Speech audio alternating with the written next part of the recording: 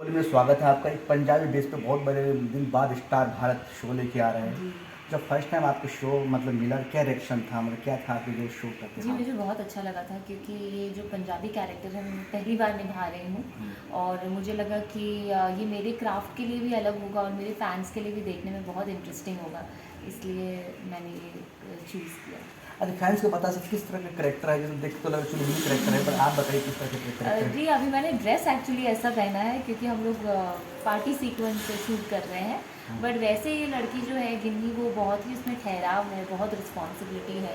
पापा जी नहीं है तो वो ढाबा चला रही है, उसके ऊपर रिस्पॉन्सिबिलिटी बहुत है। तो ऑनेस्टली देखा जाए तो जिम्मेदार लड़की है और बहुत आशावादी लड़की है।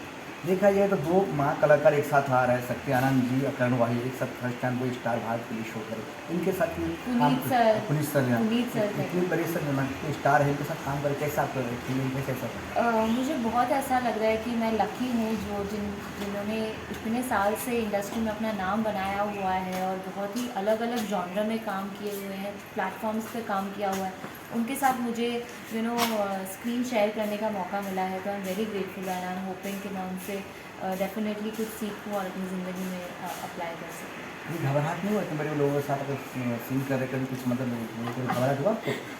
नहीं, घबराहट तो नहीं हुई। आई थिंक वो उनकी महानता है कि वो इतने अच्छे हैं। जो कहते हैं ना, जो जितना बड़ा होता है उसे उतना हम्बल रहना चाहिए। तो एक्चुअली वो सारी क्वालिटीज़ पुनीत सर में है, करण में है, क्योंकि वो मेक श्योर करते हैं कि उनके को एक्टर्स हैं वो कंफर्टेबल हैं।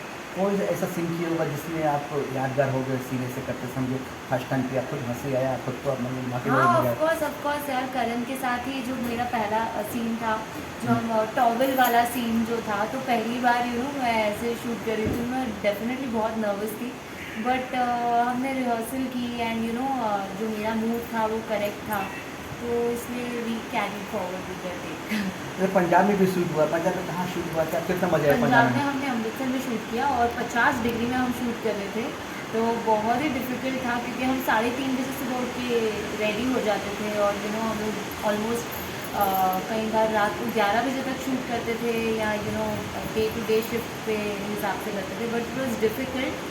पर हमने एंजॉय भी किया क्योंकि जो गोल्डन टेम्पल का जो यस वाइब्रेशन होता है ना, यस यस। वो इतना सुकून वाला होता है कि at the end of the day ऐसा लगता है कि ओहो, वी आर वेरी लकी कि हमें अमृतसर जाके शूट करने का मौका मिला और वो भी गोल्डन टेम्पल के दर्शन करने का मौका मिला। कुछ यादगार पल लेके आए अमृतसर से, क्या लेके आए यादगार? हाँ, मैं हम लोग जो गोल्डन टेम्पल की बात कहूँगी कि मैं जब वहाँ दर्शन करने गई तो वो कहते हैं ना, पालकी उठाने का जो रात का एक सेट होता है, मैंने वो उस टाइम पे मैं गई थी दर्शन करने, तो it was such a pleasant माहौल इनसाइड। वो गुरुबानी चल रही थी वाह। और हम बैठ के सुन रहे थे, तो आराम से 2 घंटे में बैठ के आनंद ले रही थी and I was one with, I felt so blessed कि मैं यहाँ पे आने का मुझे मौका मिला है। और मुझे एक्चुअली ऐसा फील हुआ कि जैसे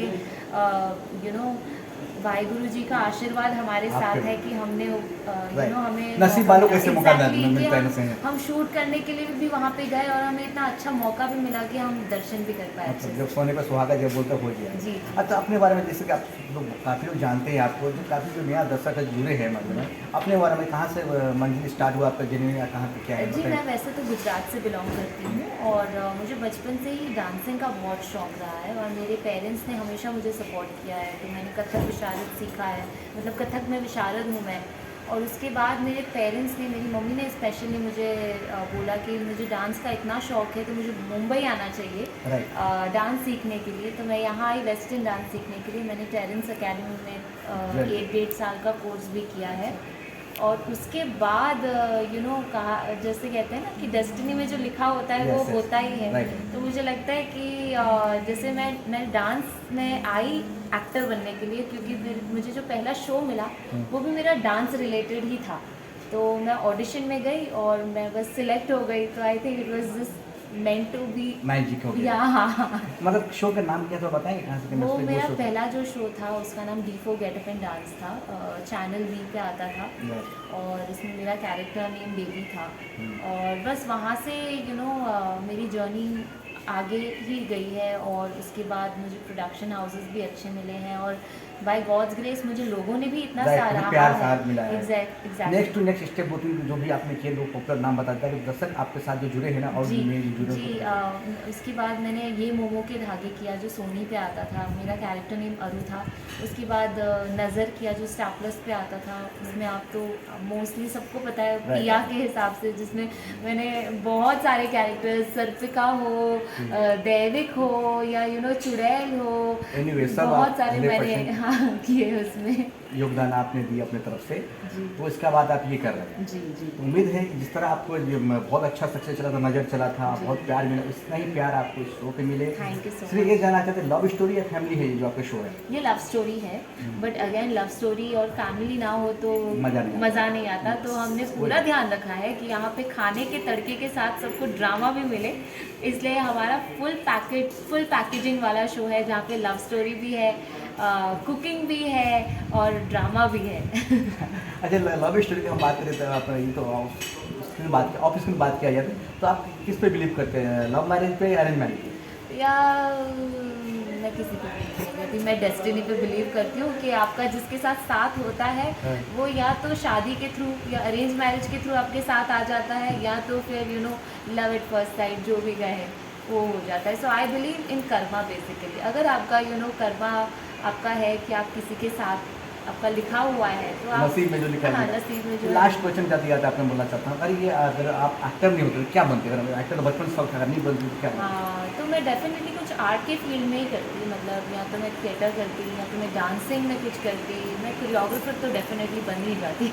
चल, लेकिन देखो आपका नसीब तो गया कि कहीं और मंजिल कहीं और लेके, लेकिन जो बनना चाहिए वो बन के, पर कहीं के नाम रोशन आपने कर ही दिया मम्मी पापा को जो पीछा। जी जी आए हो तो मतलब आपकी तरह नसीब सबको जो नए लोग दिख रहे हैं, नए एक्टर बनना मैं चाहते एक्चुअली हैं। हर उस बच्चे को, हर उस इंसान को कहना चाहूँगी कि ना मुझे बचपन में बहुत लगता था जैसे मुझ में बहुत कमियां हैं, मैं एक्ट्रेस नहीं बन पाऊँगी, क्योंकि मैं जब छोटी थी मुझे एक्ट्रेस तो तभी से बनना था, पर हमारे फैमिली में, मतलब मैं क्योंकि गुजरात से हूँ तो वहाँ पे कहते हैं एक्ट्रेस बनना तो बहुत ही किस करना पड़ता है, ये करना पड़ता है, तो मुझे कहीं ना कहीं ऐसा लगता था जैसे मुझ में काबिलियत नहीं है।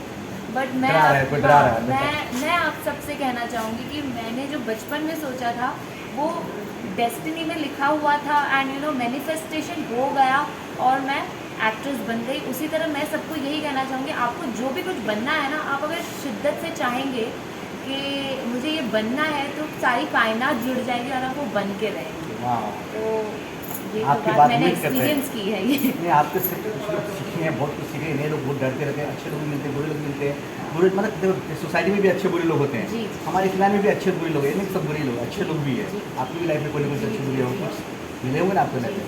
तो इसलिए आप क्या किया था, अपने नाम के साथ ना टीवी से बोल दीजिए, टीवी से बॉलीवुड तक। टीवी से बॉलीवुड, हाँ, टीवी से बॉलीवुड तक, टीवी से बॉलीवुड तक। टीवी से बॉलीवुड तक। Okay okay. Hi, my name is नियति पटनानी और आप मुझे देखना है टीवी से बॉलीवुड तक। थैंक यू जी, आपसे मुझे बहुत अच्छा Thank लगा, you. आते रहेंगे अभी तो। Yes. थैंक कट कर। Thank you.